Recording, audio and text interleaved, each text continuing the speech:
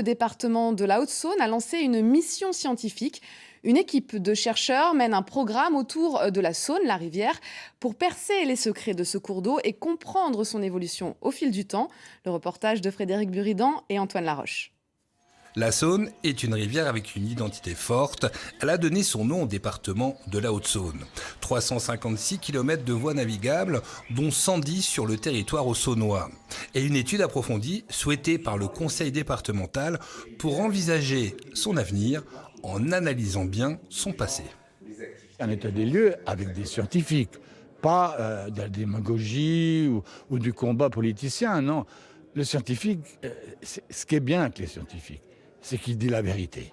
Le scientifique, il n'a pas de parti pris. Quand ça va bien, il dit ça va bien. Quand ça va pas bien, il dit ça va pas bien, il faudrait changer. Il est neutre. La Saône prend sa source dans les Vosges et va se jeter dans le Rhône à Lyon. Depuis 3000 ans, des bateaux naviguent sur ce cours d'eau. Et dans les études menées par les scientifiques depuis 2019, apparaissent des pistes intéressantes comme les conséquences du réchauffement climatique. La quantité d'eau diminue.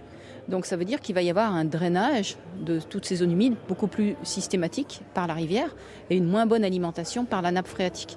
Donc ça aussi, ça va entraîner des changements drastiques à la fois de la quantité en surface de ces zones humides et puis de leur pérennité, de leur durée de vie qui va être modifiée négativement. Grâce à cette étude scientifique menée par ces universitaires, la Saône livre ses secrets et se projette dans le futur. La Saône a ça de particulier que c'est un cours lent, mais la récurrence des crues, leur fréquence, leur importance, leur répartition temporelle aussi, fait que possiblement on peut avoir des changements géomorphologiques plus ou moins importants en fonction des zones. La Saône devra composer avec ces changements, mais les chercheurs ont travaillé sur d'autres thématiques comme le patrimoine, l'histoire, l'écosystème, l'économie, la géologie, pour une interaction plus forte entre la rivière et les territoires qui l'entourent.